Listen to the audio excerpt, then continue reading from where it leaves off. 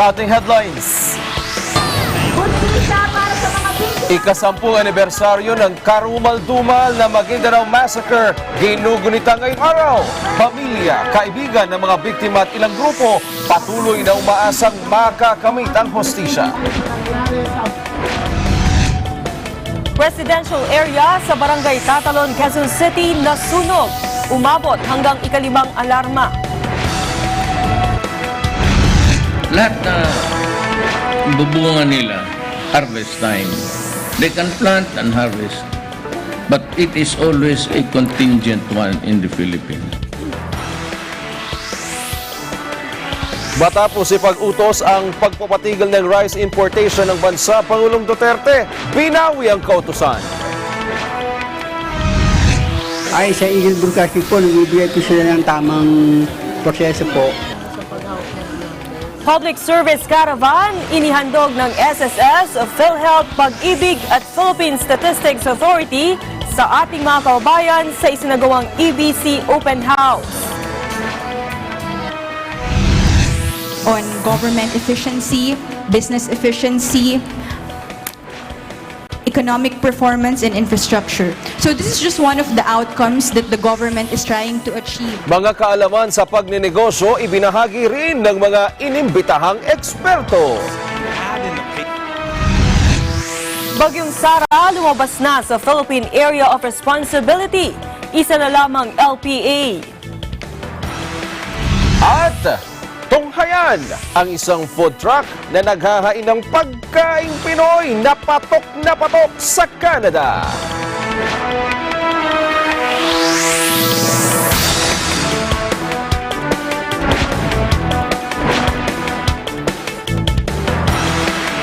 Magandang gabi, Pilipinas! Tayo ay sabayang napapakinggan sa DCEC Radyo Agila 1062 sa Mega Manila at sa ating mga Radyo Agila Provincial Relay Stations sa mga lungsod ng Dagupan, Lucena, Cebu at sa Davao. Sa detalye ng mga balita, ginugunita ngayong araw ang ika-10 anibersaryo ng Maguindanao Massacre. Hustisya pa rin ang panawagan ng mga kaanak ng biktima dahil matapos ang halos isang dekada, wala pa ring nahahatulan sa kaso. Nobyembre 23 taong 2009 nang maganap ang massacre sa Maguindanao kung saan napas lang ang 58 katao at inilibing gamit ang backhoe. Nasa 32 sa mga ito ay miyembro ng media habang kabilang din sa mga nasawi ang asawa, kapatid at ilang taga-suporta ni Congressman Ismael Toto Mangudadato sa Ampatuan, Maguindanao. Patuloy pa rin ang paghingi ng hustisya ng mga kaanak ng biktima. Ang Commission on Human Rights naman, ipinanawagan din ang pagkamit ng hustisya sa mga biktima ng krimen, maging ang pagpapatibay ng mekanismo para mapangalagaan ng mga mamamahayag. Noong November 20 sana nakatakdang paglalabas ng desisyon sa kaso, ngunit humingi pa ng dagdag na 1 buwan si Quezon City Judge Jocelyn Solis Reyes at pinayagan naman ito ng Korte Suprema.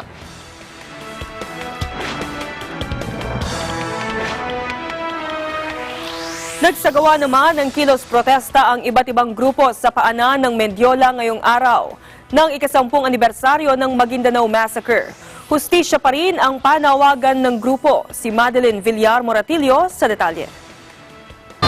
Hustisya para sa mga biktima ng Ampatuan Massacre. Defend! Defend! Defend! Press freedom! Takot! Makita ka! Justice now! Ito ang panawagan ng iba't ibang grupo sa isinagawa nilang kilos protesta sa Mendiola kanina para gunitain ang ika-10 taon ng Maguindanao Massacre. Mula sa Mayhan Garden sa may bahagi ng Loton, nagmarcha ang mga ito patungo sa Mendiola sa pangunguna ng National Union of Journalists in the Philippines, Alter Media, College Guild of the Philippines, Karapatan, Bayan, Bayan Muna at iba pang grupo. Pagdating sa Mendiola, isinabit nila ang larawan ng 58 kataong nasawi sa massacre na kinabibilangan ng 32 mamamahayag bilang pag-alaala sa kanila. Ang mga mamamahayag na ito na magko-cover lang sana ay kasama sa convoy ng misis ni kasalukuyang Congressman Toto Mangudadato at maghahain sana ng Certificate of Candidacy ng kanyang mister na tatakbo sana noon bilang gobernador. Apilan nila, sana mailabas na ang hatol ng hukom para mabigyang hustisya ang mga biktima. At kung magkakaroon nga ng hatol ay ako'y Ako yung maasa na at sama ng mga pamilya ng biktima na makukonvict talaga itong mga pangunahing salarin, no? Lalo yung mga ampatuang, magkapatid na ampatuan. Si Andal Ampatuan Jr., si Saldi Ampatuan at si Sajid Islam Ampatuan. Pero ngayon pa lang inihanda na rin umano nilang kanilang sarili na matagal pa ang magiging laban ng kaso dahil kahit na mailabas ng desisyon, pwede pa naman itong iapila at maiakyat sa Court of Appeals at hanggang Supreme Court. Matatandaang Nobyembre 19 dapat ang taning na ibinigay ng Korte Suprema kay Quezon City Regional Trial Court Judge Jocelyn Solis Reyes para mailabas ang hatol pero humirit ito ng 30 araw na extension. Aminado si Espina na maraming pamilya ng biktima ang nalungkot rito dahil umasa silang ngayong buwan magkakaroon na ng desisyon ang korte. Medyo masakit para sa kanila na tumagal na nga ng 10 taon tapos may extension pa. Pero ganun pa man, yung sabi nga nila, kailangan tiisin, kailangan kayanin dahil katarungan naman ang hanap ng lahat. Para sa Eagle News, Madeline Villar Moratillo, I'm 1 with 25. Sa Cagayan de Oro City, dismayado pa rin ang mga media practitioners sa mabagal na pag-usad ng kaso ng Maguindanao Massacre. Detalye sa ulat ni Richard Dela Cruz. Kagaya ng pamilya ng mga biktima ng Maguindanao Massacre, ay dismayado din ang mga media practitioner dito sa Northern Mindanao dahil sa bagal ng pag-usad ng kaso nito. Hanggang ngayon ay hindi pa rin napaparusahan ang mga nasa likod ng nasabing massacre. Hustisya pa rin ang inihingi ng mga pamilya ng biktima, maging ng mga kasama nating mamamahayag. Sa press conference na ginanap sa Cagayan de Oro City, na pinangunahan ni Attorney Harry Roque, abogado ng mga biktima ng nasabing massacre, siya man ay dismayado din sa bagal ng pag-usad ng kaso. Kinumpirma din ito na bagamat may mga banta na sa kanyang buhay, ay patuloy pa rin niyang ilalaban ang kaso hanggang sa mabigyan ng hustisya ang mga biktima. Sa naging pahayag ng abogado, ilalapit niya sa Pangulong Rodrigo Duterte na lalong mapag-aralan pang batas sa ating bansa. Isa sa maging halimbawa ay ang Maguindanao Massacre. Uulitin ko pong panawagan. Kung meron pong isang mabuti na dapat mangyari dito sa Maguindanao Massacre, maging dahilan para magkaroon ng malawakang reforma. Kinakailangan po natin palakasin natin mga institusyon. Itong kaso po ito nung nangyari, yung mga pulis ayaw pumirma ng mga papeles dahil natatakot na pati sila tirahin. Anong gagawin natin kung yung mga pulis na dapat mag-imbestiga sila mismo ay takot na sila ay baka bawian? Hindi lang po yan, no? Meron po tayong mga suwestyon na sinang-ayunan ng Korte Suprema na hindi napatupad. Yung first in, first out. Hindi po dapat natin inantay na matapos ang lahat ng kaso laban sa lahat ng mga nasasakdal bago nagdesisyon, pinayagan na po tayo ng hukuman na dapat tapusin muna ang kaso ni Zaldi at natapos naman ang una si Zaldi. Dapat nabasahan na po si Zaldi at hindi na inantay na para matapos pa ang kaso ni Unsay. Ayon naman kay Pamela Orias, Chairperson of the National Union of Journalists of the Philippines, Cagayan de Oro Chapter, nananawagan din ito sa gobyerno na sana ay mabigyan ng hustisya ang mga biktima ng nasabing massacre. 10 taon na ang nakararaan. Sana po makamit na po talaga yung hustisya para sa mga 58 na namatay, 32 po ang mga journalists. Ngayong December 20 po yung promulgation at we are hoping and praying na sana po ay pabor po ito sa mga biktima sa Maguindanao Massacre. Mula dito sa Cagayan de Oro City, para sa Eagle News, Richard de la Cruz, I am 1 with 25. Sa iyo pa ring balita, tiniyak ni Pangulong Rodrigo Duterte na walang dayaang nagaganap sa nalalapit na 2022 presidential elections. Ayon sa Pangulo, determinado siya na magkaroon ng malinis at maayos na eleksyon. Sa natitirang taong bilang Pangulo ay nais anyang matiyak ng Pangulo na ang ibinoto ng taong bayan ang magiging susunod na presidente ng bansa. Kaugnay nito, sinabi rin ni Pangulong Duterte na sa oras na matapos ang kanyang termino ay agad na siyang bababa sa pwesto. Siguro naman sa politiko mahirap na magdaya ngayong 2022 with the kind of brightness that we are about to experience. Meron na tayong energy Ang kailangan na lang natin yung mga politiko nagpuputol ng kurente. You know, it's too far away to be speculating or even talking about it. But I am on my way out. What I can assure you, ladies and gentlemen, that it will be a clean election during my time. I will not allow anybody, friend or foe, alliances with us and on the other side. It will be equal treatment for all. And what I can assure you is that I am warning, and I did it last election when I said, do not, mess up with elections. Allow the Filipino to vote freely and the votes counted correctly. At this early, I am not entering into any alliances that would derail the elections.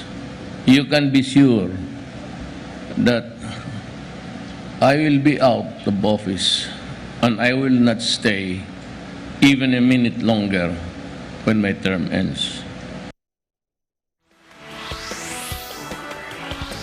Sa issue ng illegal drugs, inihayag ng Philippine Drug Enforcement Agency o PDEA na 29% na ng mga barangay sa Metro Manila ang kanilang nalinis sa illegal na droga. Ito ang inianunsyo ng PDEA National Capital Region sa naganap na pulong ng Regional Oversight Committee on Barangay Drug Clearing Program. Nabatid na 496 ng kabuang 1,700 barangay sa Metro Manila na ang idineklarang drug-free ngayong November 2019. Mas mataas umano ito sa target na 491 barangay para sa buong taon ng 2019. Samantala, hindi umano magbibitiw sa kanyang bagong posisyon bilang co-chair ng Interagency Committee on Anti-Illegal Drugs si Vice President Leni Robredo. Sa kabila ito ng kawalan ng tiwala sa kanya ni Pangulong Duterte. Ito ang tugon ni Barry Gutierrez, tagapagsalita ni VP Robredo, sa naging subestyon ni Presidential Spokesperson Salvador Panelo na tahimik na bakantihin na lamang ang kanyang posisyon kung hindi na siya komportable rito. Una nang sinabi ni VP Robredo na naniniwala itong marami siyang maitutulong sa kampanya kontra iligal na droga ng gobyerno. Batay sa appointment papers ni Robredo, manunungkulan itong ICAD co-chair hanggang June 30, 2022, maliban na lamang kung i-revoke. Abangan! Pagpapatigil ng rice importation ng bansa, delikado, ayon kay Pangulong Rodrigo Duterte. At NFA, bumili ng 11.5 milyon na sako ng mga bigas sa mga lokal na magsasaka. Antabayan ng mga balitang yan sa pagbabalik ng mata ng Agila Weekend.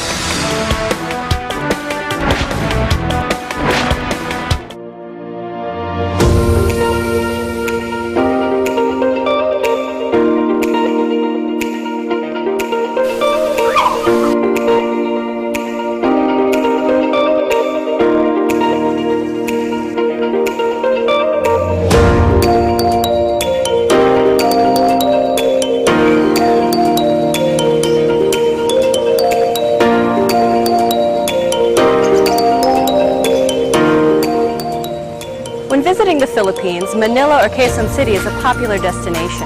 But oftentimes the hustle and bustle of the city can be more stressful on your vacation. So when you feel the need to reconnect to nature or relax again, there's a beautiful oasis just outside of the city called the Garden at Ciudad de Victoria.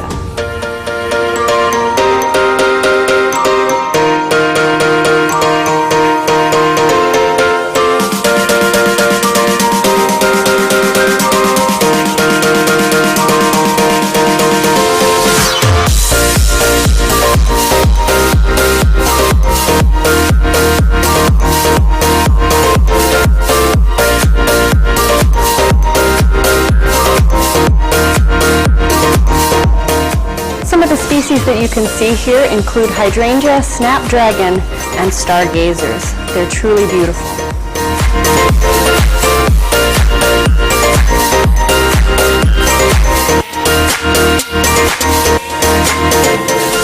The gardens at Ciudad de Victoria are so peaceful, tranquil, and beautiful that it's become a haven for young couples and a very popular venue for engagement photos.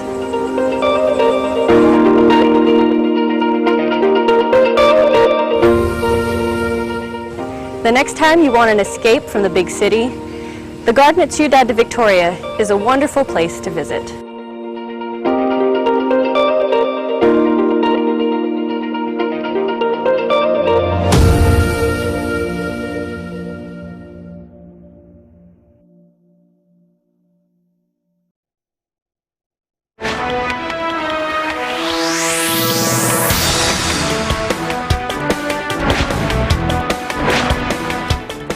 Sa iba pang mga top story, matapos suspindihin ng rice importation ng Pilipinas, inihayag ni Pangulong Rodrigo Duterte na hindi maaaring ipahinto ang rice importation ng Pilipinas. Ito ang binigyang diin ni Pangulong Rodrigo Duterte sa kanyang talumpati sa isinagawang inaugurasyon ng isang power plant sa lalawigan ng Sarangani kagabi. Ayon kay Pangulong Duterte, hindi lang nauunawaan ng maayos ang kanyang kautusan dahil makasasama ang hakbang na ito sa bansa. Delikado anyang ipatigil ang pag-aangkat ng bigas dahil sa mga bagyong nananalasa sa Pilipinas na sumisira sa mga lupang sakahan. Sinabi pa ng Pangulo na kailangan ng Pilipinas na mag-angkat ng bigas dahil hindi naman kayang tugunan ng mga lokal na magsasaka ang pangangailangan ng bansa pagdating sa bigas.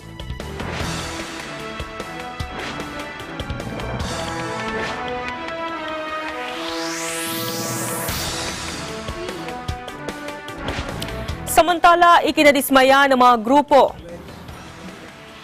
ng magsasaka ang kabiguan ni Pangulong Rodrigo Duterte na ipatigil ang importasyon ng bigas ng bansa. Ayon sa grupo, maituturing na insulto ang nasabing hakbang dahil sa isang agricultural country ang Pilipinas. Pero umaasa lamang sa rice importation. Si Mean Corvera sa detalye. Kinondena ng mga grupo ng mga magsasaka ang kabiguan ni Pangulong Duterte na ipatigil ang pag-i-import ng bigas sa ilalim ng umiiral na rice tarification law. Kasunod ito ng paghingi ng paumanhin ng Pangulo sa mga lokal na magsasaka dahil sa pagbulusok ng presyo ng palay pero hindi ititigil ang rice importation. Ayon kay Antonio Flores ng Union ng mga magsasaka at mahihirap, isang malaking insulto sa gobyerno ang hakbang ng palasyo dahil ang Pilipinas ay isang agricultural country pero umaasa pa rin sa rice importation.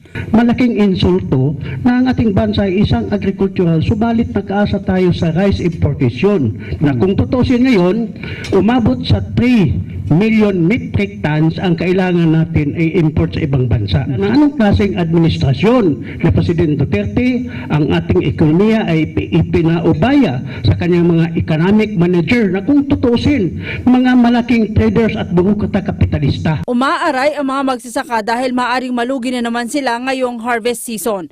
Hindi na raw kasi nila mababawi pa ang mga ipinuhunan sa pagtatanim dahil sa murang bentahan ng palay dulot ng sobra-sobrang supply. Noong una, ang presyo ng palay namin umaabot ng 26 pesos. Ngayon magkano lang ngayon? 14 pesos. Meron pang 10 pesos kada kilo. Paano namin mababawi yun? Ang gasto sa sakahan sa isang hektarya ay bababa sa 30,000. Utangin pa namin yan, may interest pa yan. Ang presyo ngayon ng aming produkto, ganyan na lang. Masama ang loob ng mga magsasaka dahil mas ginastusan pa raw ng gobyerno ang mamahaling koldron samantalang wala naman ito magiging pakinabang para sa mga ordinaryong Pilipino kabilang na ang mga magsasaka. Sana raw ay inilaan na lang ang pondo sa local rice farmers lalo na ang mga nalugi at bumagsak ang negosyo dahil sa rice importation dulot ng rice tarification law.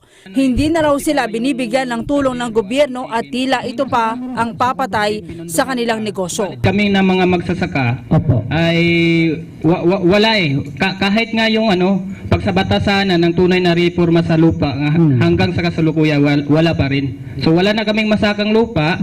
Pangalawa, wala pang budget para sa amin sa agrikultura. Tapos pangatlo, ito pa ngayon ang problema namin ang rice tarification law na lalong nagpapababa ng presyo ng aming mga palay.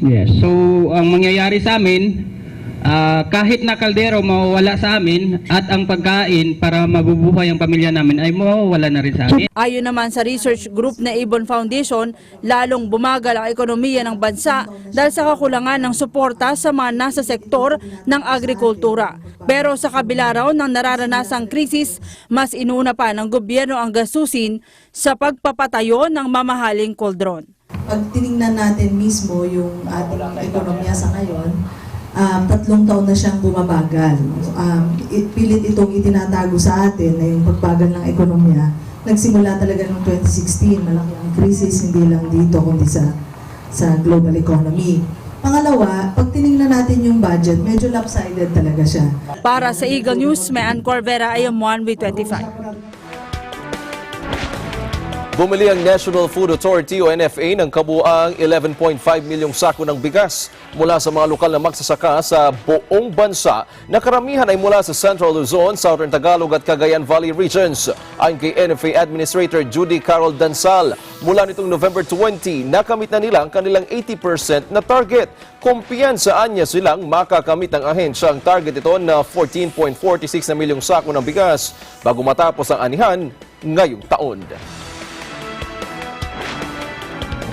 Sa ibang balita, lumagda ang Department of Foreign Affairs at VFS Global, isang private company ng Memorandum of Understanding para magtatag ng Passport Renewal Center sa Wafi Mall sa Dubai, United Arab Emirates. Ito ay para mabigyan ang mga Pinoy sa UAE at Saudi Arabia na magkaroon ng alternatibong venue para sila ay makapag-renew ng kanilang passport bukod sa Philippine Consulate General sa Dubai. Ayon sa DFA, ito ang unang pagkakataon na nag-outsource ang DFA ng renewal ng passport application service sa isang private company. Nasa 600,000 Filipinos ang naninirahan sa UAE, ang pangalawang lugar sa Middle East na may pinakamaraming manggagawang Pinoy. 49 na undocumented OFWs mula sa Riyadh sa Kingdom of Saudi Arabia ang nakauwi na ng Pilipinas. Inasistihan sila ng Philippine Overseas Labor Office o POLO sa Riyadh. Ayon kay Labor Attaché Nazir Mustafa, karamihan sa mga undocumented OFW ay mga kasambahay na nagkaroon ng problema sa kanilang mga employer at inaasikaso sa bahay kalinga ng POLO. Ang batch-anya na ito ng Distressed OFW Group ay nakinabang mula sa kanilang bunga ng pagbisita ni Labor Secretary Silvestre Bello III at OWA Administrator Hans Kakdak sa Riyadh nitong Agosto. Abangan! 24-hour hotline para sa 30th SEA Games 2019 inilunsad ng NCRPO. At tunghayan ang matagumpay na EBC Open House and Trade Fair. Yan at iba pang may init na balita sa pagbabalik ng Mata ng Agila Weekend.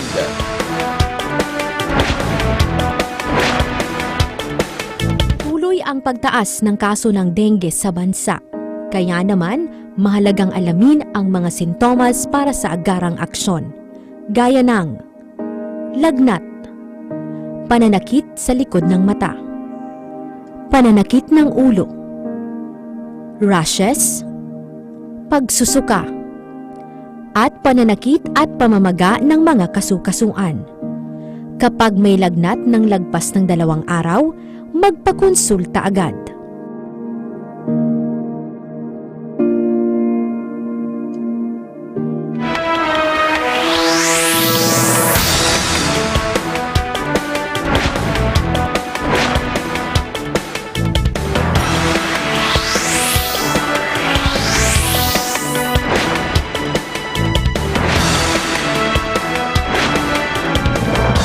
Sa ating pa ring top story, umaabot sa 9,000 Filipino volunteers ang tutulong para sa 30th Southeast Asian Games na gaganapin sa bansa.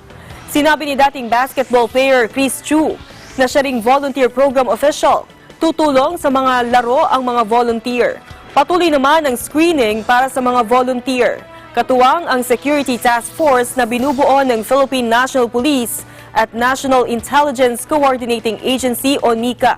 Sinabi pa ni Chu na nasa halos 8,000 volunteers ang nakapasa sa general training. Kasama na rito ang security at background check. Bukod sa 9,000 volunteers, Mahigit 1,000 pa ang naka-standby sakaling may maging aberya. Ang mga volunteer ay itatalaga sa customer service, security at sa functional areas ng SEA Games.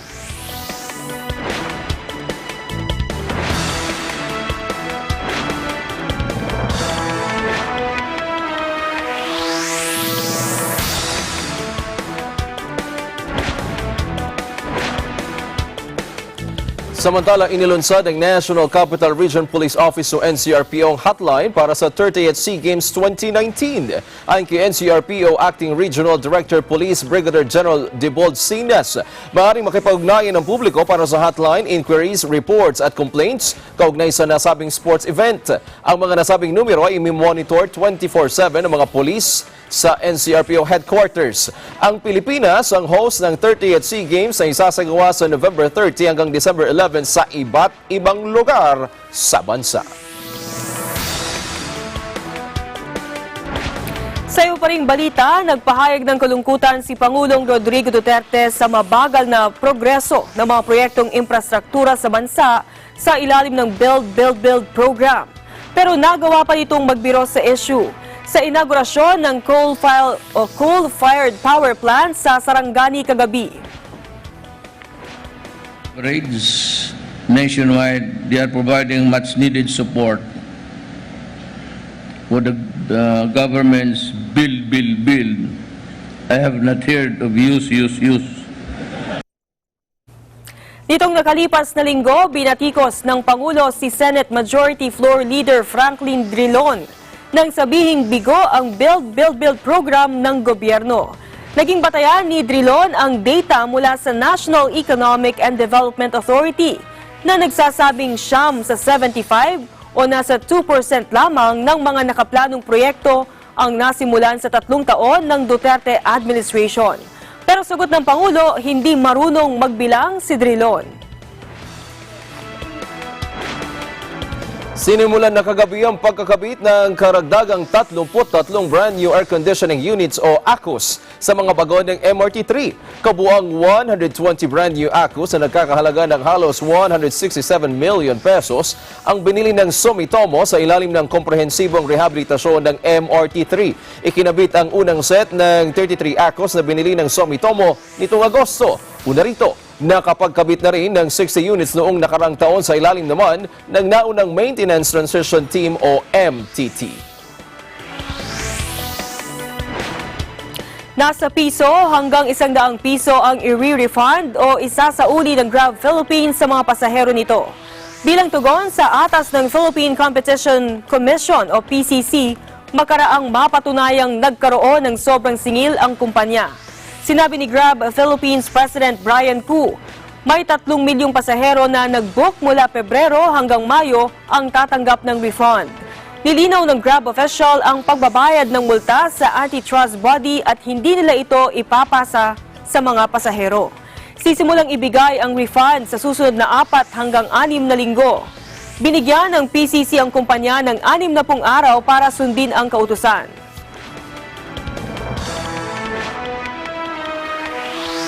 Dapat questionin at dumulog sa korte ang mga maa-arestong vape users. Ito ang binigyang diin ng Integrated Bar of the Philippines o IBP matapos ipag-utos ni Pangulong Rodrigo Duterte ang pagbabawal sa paggamit ng vape sa mga pampublikong lugar. Ayon kay Attorney Domingo Cayosa, maaaring pumalag at magreklamo ang sinuman, lalo na't kung sa tingin nila ay naaagrabyado at hindi tamang ginawang pag-aresto sa kanila. Aniya, wala pang batas sa ngayon na nagbabawal sa paggamit ng vape sa bansa. Ang umiiral na executive order umano ngayon ay para lamang sa paggamit ng tobacco products sa mga pampublikong lugar. Una rito, nilinaw ng Philippine National Police na maaari namang gumamit ng vape sa mga designated area lang.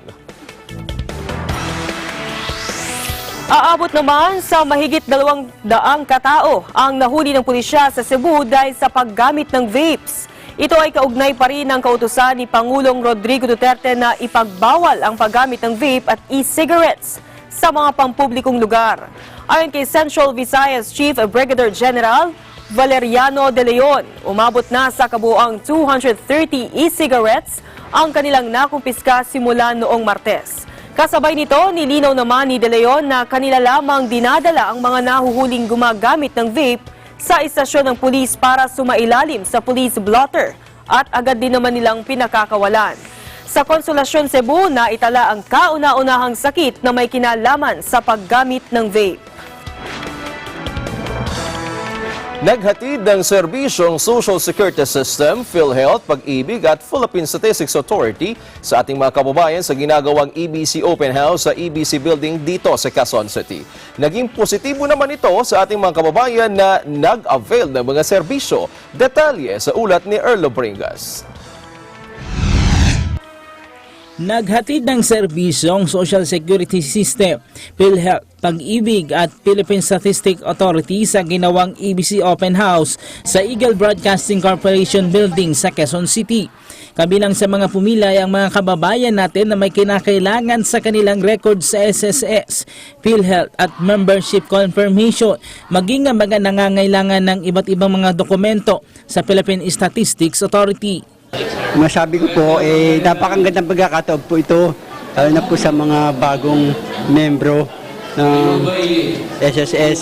Kasi po, dito mga pagkakataon, dito pa lang sa mga babasahin, malalaman na po kaagad Ay, sa Eagle Broadcasting po, nagbibigay po sila ng tamang proseso po, tsaka yung para maunawaan ng mga pupunta rito yung dapat na kinama ko information. Kabilang din sa mga nagtungo sa public service caravan ay ang mga kababayan nating kukuha ng birth certificate, Senomar, marriage certificate at marami pang iba. Marami sa kanila ay lubos ang pagpapasalamat dahil sa nagkaroon muli ng ganitong caravan, ang Eagle Broadcasting Corporation, na naging madali sa kanila dahil malapit lamang nila sa kanilang lugar. Malaki po, at least hindi ka masyadong maghihintay ng maraming oras. Birth, date, at saka yung Sinumar. Maraming salamat po at nagkaroon siya ng ganitong project. Napakalaking tulong po para sa amin kasi medyo kahit nakapila, malamig at kampante, para sa akin kampante ako kasi siyempre sa atin pa rin. Kaya napakalaking bagay ang nangyari. Nung nalaman ko nga na may ganito palang activity, pumunta kaagad ako dito. Ayon sa mga organizers ng mga ahensya, nihikayat nila ang ating mga kababayan na magparehistro o kaya naman ipaayos sa kanilang records, lalo na sa ngayon ay nasa digitalization age na. Kaya lahat ng records verification ay gagawin na online. Pwede po sila na magpa-assist sa amin pagdating sa pagkuha ng permanent MID number kasi kailangan po yun as member ni Pag-ibig Fund. Ino-offer din natin yung bago o yung ating pong modified Pag-ibig 2 na savings para sa mga member, yung mga mahilig magsube or mag-ipon. Meron din po kasi si Pag-ibig Fund na programa tungkol sa yung parang time deposit po. And congratulations sa Eagle Broadcasting sa successful na event na to. We at SSS are catering doon sa mga first time na kukuha ng SSS number, verification ng kanilang SSS number if ever na nawala, and then amendment of their personal information and resetting of their passwords and web registration. So it is obligatory for each member to register online in order for them to enjoy all the services and benefits provided by the system. Bukod sa public service caravan, isinagawa din ng trade fair, EBC experience na kung saan inilibot ang mga naging bisita sa iba't ibang mga pasilidad ng Eagle Broadcasting Corporation at mga seminars na handog naman ng iba't ibang mga leader ng mga kumpanya para sa mga kababayan naman nating gustong pumasok sa pagnenegosyo. Para sa Eagle News, Earl Bingas, I am 1V25. Abangan! Residential area sa Quezon City nasunog! At tunghayan ang magagandang tanawin ng Batanes sa ating pin segment. ang Police Beat sa pagbabalik ng Mata ng Agila Weekend.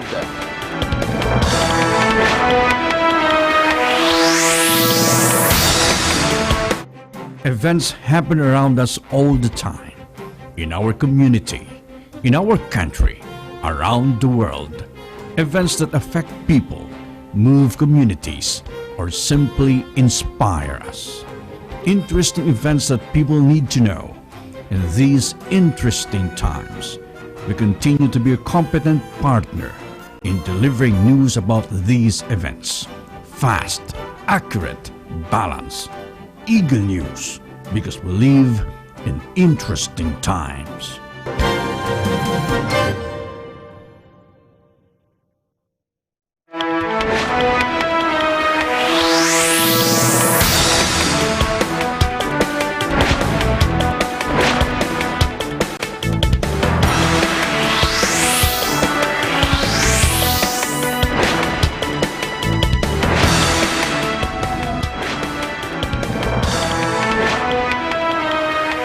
Isang sunog ang sumiklab sa isang residential area sa Quezon City bago magtanghali kanina.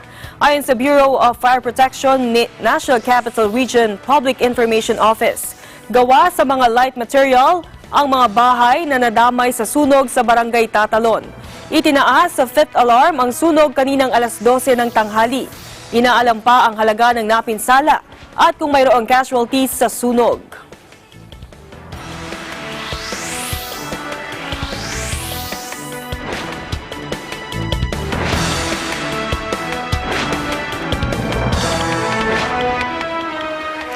Patay ang ISIS liaison ng Abu Sayyaf Group ng makasagupang militar sa Sulu nitong Biyernes ng umaga. Ayon sa Joint Task Force Sulu ng Armed Forces of the Philippines, nasawi si Tala Jumsa aka Abu Tala ng makasagupang Philippine Army 1st Scout Ranger Battalion sa Tubig Amo Barangay Tanum, Patikul, Sulu.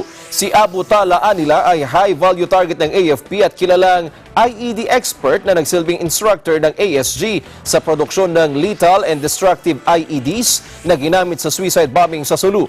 Nagsilbi rin si Abu Tala bilang finance conduit at liaison sa linya ng komunikasyon sa pagitan ng foreign at local terrorists.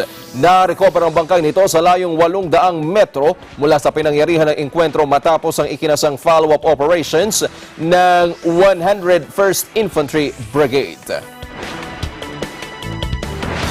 Isinagawa ng lokal na pamahalaan ang massive inspection and confiscation ng mga frozen at processed meat products sa isang palengke sa Difun, lalawigan ng Quirino. May report si Eagle News correspondent Edel Alias. Kaugnay pa rin ng pangamba ng publiko sa African Swine Fever o mas kilala sa tawag na ASF na pinangangambahang nasa probinsya na ng Nueva Vizcaya ay naglabas ng executive order si Punong Bayan May Garnasi Kalaunan upang agapan ng posibleng pagpasok nito sa bayan ng Difun. Kaugnay nito ay inutusan niyang ilang kawani mula sa Municipal Agriculture Office, Veterinary Office at ng Office of the Market Administrator upang magsagawa ng massive inspection and confiscation ng frozen at meat processed products sa loob ng palengke upang matiyak na ligtas ang mga mamamayan. Dahil na rin sa maagap na pagsunod ng mga negosyante, wala nang nakumpiska ng mga produktong ipinagbabawal. Maigpit din ang pagbabantay ng mga monitoring at checkpoint areas na itinalaga upang maigpit na babantayan ang pagpasok ng mga produkto at mga baboy mula sa mga kalapit na bayan. Mula sa lalawigan ng Quirino, para sa Eagle News, Idal Alias, I am 1 with 25. Talaga nga namang hindi mawawalan ng magagandang pasyalan ang ating bansa. Isa sa hindi magpapahuli ang probinsyang nasa dulo ng Luzon, ang Batanes. Ito ang tampok ngayon sa edisyong ito ng PIND Experience Beautiful Creations.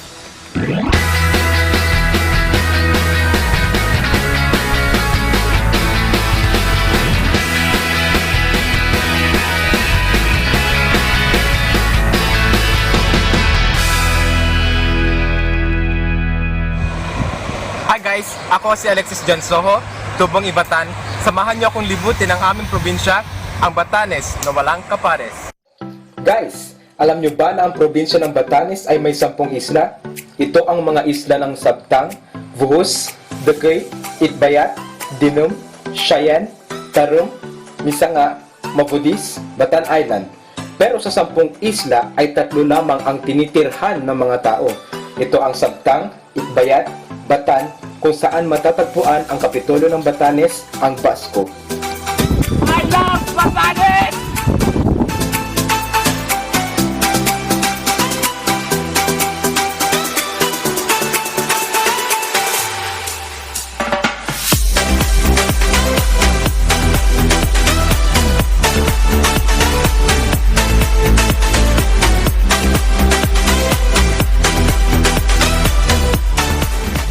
Dito ako nag-jogging sa Bayang, Rolling Hills.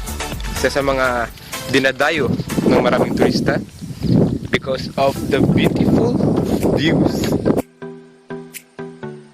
Malimit itong puntahan ng mga turista tuwing hapon upang masilayan ang ganda ng sunset. Pupuntahan natin ngayon ang lugar kung saan malimit magpakuha ng litrato ang mga turista.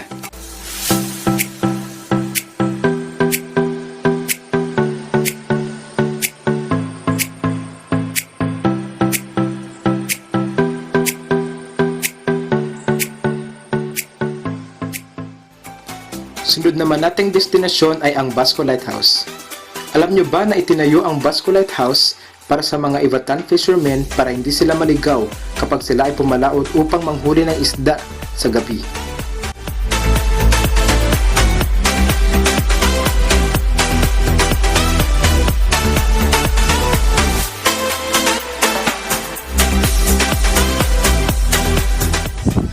Itong lighthouse na to ay parang view deck na rin po dahil po sa kita ang sabta.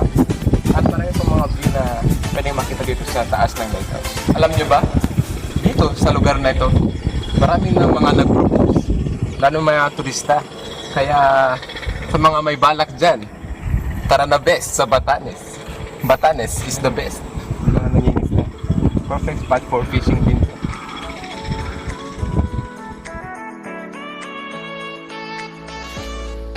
Nandito ako ngayon sa Boulder Beach. Malukan, Boulder Beach. Nakikita nyo?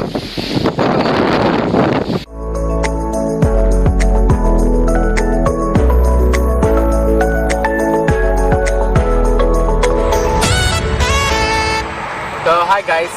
Nandito ako ngayon sa Chanarian Beach para sa isang pananghalian o tanghalian.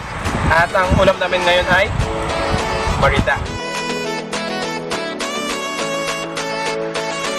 Isa sa mga exotic foods of Ivatan at isa sa paborito kong luto nito ay ang adobo. O pwede din siyang ginataan. So, try natin.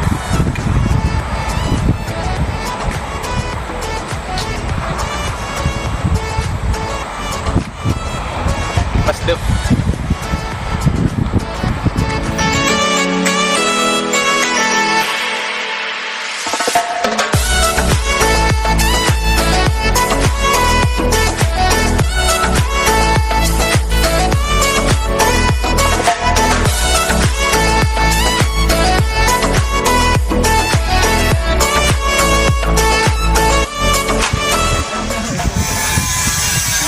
Hi guys, andito tayo ngayon sa House of Lakay. Tara, silipin natin ang loob.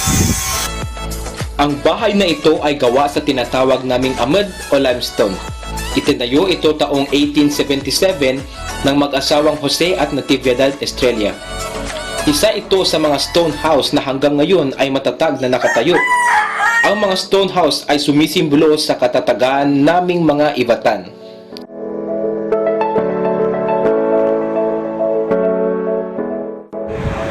Guys, ito ang White Beach ng Batanes.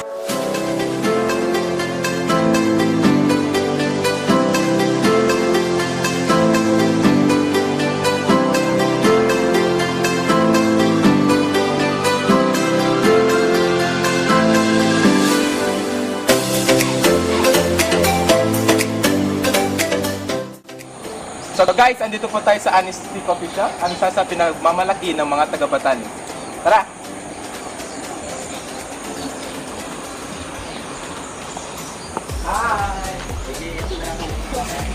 So guys, napili na ako. Wakay chips. Pabayaran na po natin ngayon.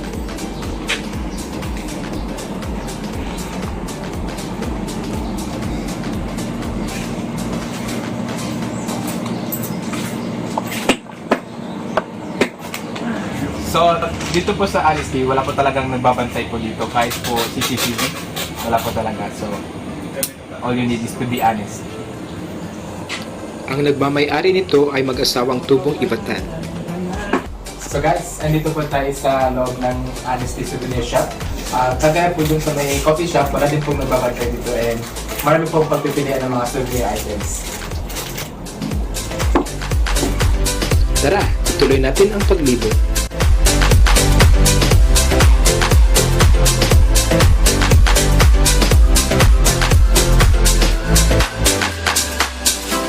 Kung merong Honesty Coffee Shop, meron din Batanes, Honesty Fresh Food. Tara, subukan natin.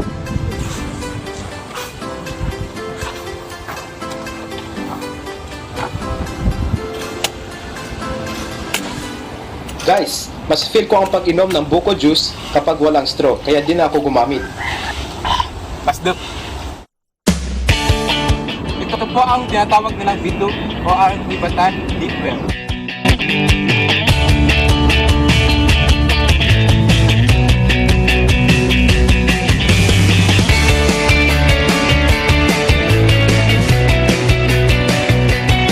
Andito tayo ngayon sa Alapat Rock Formation. This was formed by tectonic movements and strong water current. Nakakastan ang gandang taglay nito. Ito naman ang Nakuha Payaman o mas kilala sa Marlboro Country. Malimit din itong pinupuntahan ng mga turista.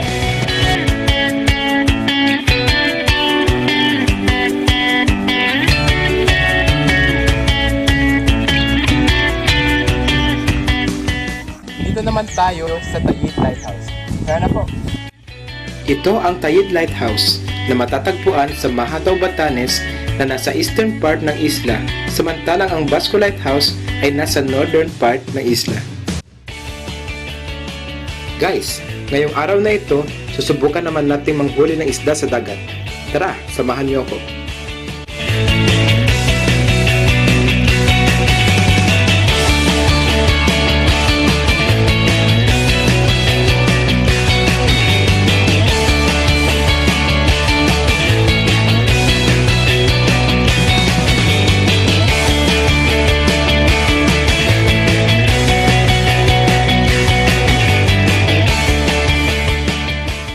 Pagkatapos po ng 2 oras at 3 minuto at 54 seconds, ito lang po ang nahuli namin.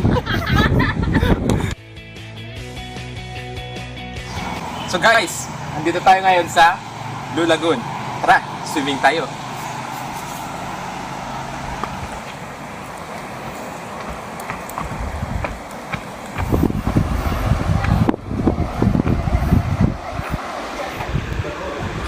So guys, susubukan natin mamaya mag-swimming, pero bagong lahat ay mananangkalian muna tayo.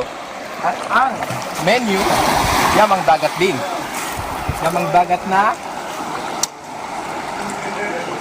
sarap! Ito po ang tinatawag naming parayan. So, lulutin po natin. Guys, hindi ko to pinulot lang. Binabad lamang namin sa dagat para ma-defrost at hindi na kailangan lagyan ng asin kapag inihaw. So guys, gaya ng sabi ko kanina, na-try natin maligo. So ako, gagawin ko, balangoy, then pupunta doon. Medyo malamig ang tubig kaya niready ko muna ang katawan ko.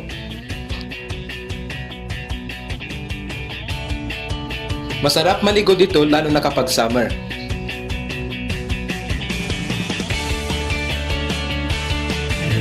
Guys, salamat nga pala sa pagsama sa akin sa paglibot sa aming magandang probinsya. Ang Batanes, walang kapares.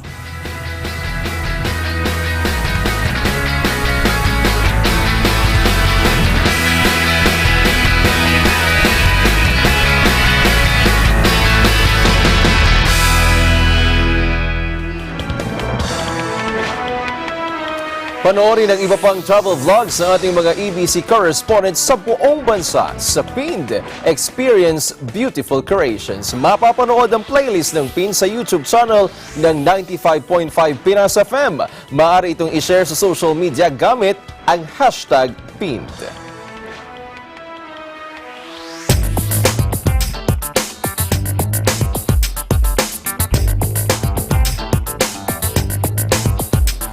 Naging matagumpay ang isinagawang EBC Open House ngayong araw sa mismong gusali ng Eagle Broadcasting Corporation.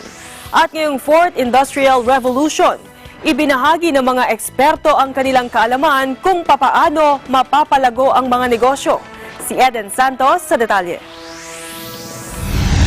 Eagle Broadcasting Corporation welcomes you to the EBC Open House and Trade Fair.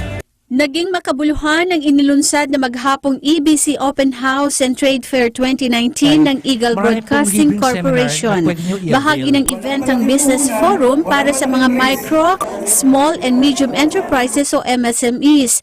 Ang Philippine Chamber of Commerce and Industry sa paunguna ng presidente nito na si Ms. Alegria Binsibal Limhoco ay tinalakay ang franchising, e-commerce at maging ang ukol sa kung ano ang dapat asahan ng MSME sa 4th Industrial Revolution. How would they adapt and thrive in the digital economy brought about by the 4th Industrial Revolution that's already starting to make an impact on industries and jobs. We at PCCI, knowing this, have prepared. We now have the dual tech, wherein in education, they just don't learn in school, but they also learn in on-the-job immersion, because this is really where they can learn more.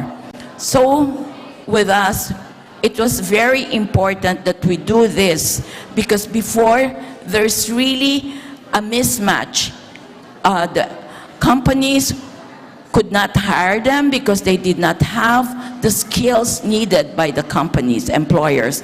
So this time, the employers would be the one to tell the schools, these are the jobs that we need. Ibinahagi naman ni Ms. Claudia Hilary Carbonell, Trade Industry Development Specialist mula sa Policy and Research Division ng Department of Trade and Industry, ang ginagawang pagtulong ng gobyerno sa mga MSMEs sa pamamagitan ng kanilang iba't ibang programa.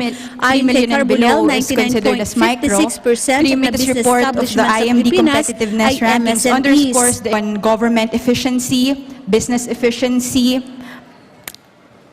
economic performance and infrastructure. So this is just one of the outcomes that the government is trying to achieve in promoting national and regional competitiveness. So the latest report of the IMD competitiveness rankings underscores the initial outcomes of the whole of government approach and increased private-public sector collaboration. We are glad to note that we are on track in achieving the goal of the whole of government approach of the Duterte administration, which is shared prosperity for all. On the side of DTI, I would like to also note the trend in the total number of enterprises from 2004, and we can see significant improvement in the number of registered enterprises since 2004, from the increase of small enterprises and the decrease in the share of micro enterprises in the total number of registered businesses. So this is indicative of the sound business climate in the country, and from the government reforms and initiatives that prioritize MSMEs. Marami pang mga naging speaker sa Business Forum na tumalakay sa iba't ibang topic sa pagninegosyo sa harap ng patuloy na pagunlad ng teknolohiya. Yung selling profession into the next level. So yan po ay katumbas din ng mga iba pang profesyon, katulad po ng nangyari sa amin, dating ahente, ngayon nakapagputap ng tunay na negosyo dahil po sa salespreneurship. Yung po iba kasi, pag may problema, umiiwas. Yung mga tagumpay na negosyante, hinahanap nila ang problema ng bayan. Dahil sa kanila opportunity yun to create new business. Binigyan din naman ni Ms. Rowena de Imoy, Presidente ng Eagle Broadcasting Corporation, na bahagi ng kanyang advokasya ang matulungan na magkaroon ng sapat na kaalaman ng MSME sa pamagitan ng mga ganitong aktibidad. Part of our advocacy is to arm micro, small, and medium enterprises or MSMEs with the knowledge that will keep them abreast with the latest trends to make their business afloat. We acknowledge the fact that MSMEs serve as the strength of the country's economy. As we recognize the integral role played by MSMEs in our economy, it is but right to provide them the necessary support, like helping them create a conducive business environment to develop and sustain the sector, as well as giving them access to finance and markets, and supporting them increase the level of productivity and efficiency to be competitive in the outside world. Thus, this trade forum and trade fair forms part of our activity today.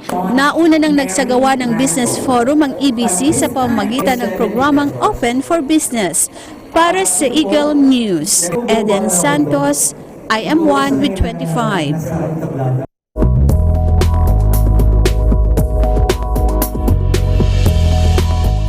Humina ng bagyong Sara at isa na lamang itong low pressure area o LPA. Nakalabas na rin ito sa bansa kaninang umaga. Ayon sa Pag-asa, namataan ang LPA sa layong 635 kilometers north-northeast ng Basco, Batanes.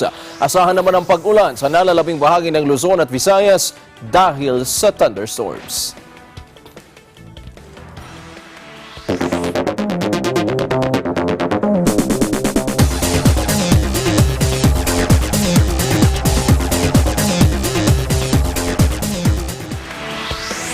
Sa ating news abroad, 6 katao ang kumpirmadong sugatan matapos masunog ang Victorian Seafront Hotel sa England.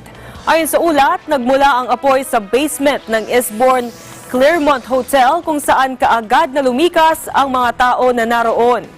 Maging ang mga naninirahan sa The Pierre Hotel ay inilikas din. Aabot sa 60 bumbero at 12 fire trucks ang nagtulong-tulong sa pag-apula ng sunog.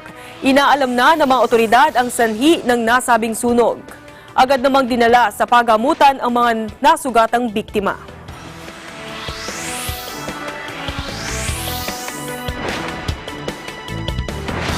Umakyat na sa 23 katawang patay sa nagpapatuloy na kaguluhan sa Chile. Sa kabila ito ng nabuong kasunduan sa kanilang bansa upang bumuo ng isang bagong konstitusyon. Nasa ikalimang linggo nang nangyayaring kaguluhan sa Chile dahil pa rin sa pagtutol nila sa social at economic inequality. Itinuturing ito na pinakamalalang political unrest sa nasabing bansa sa loob ng 3 dekada.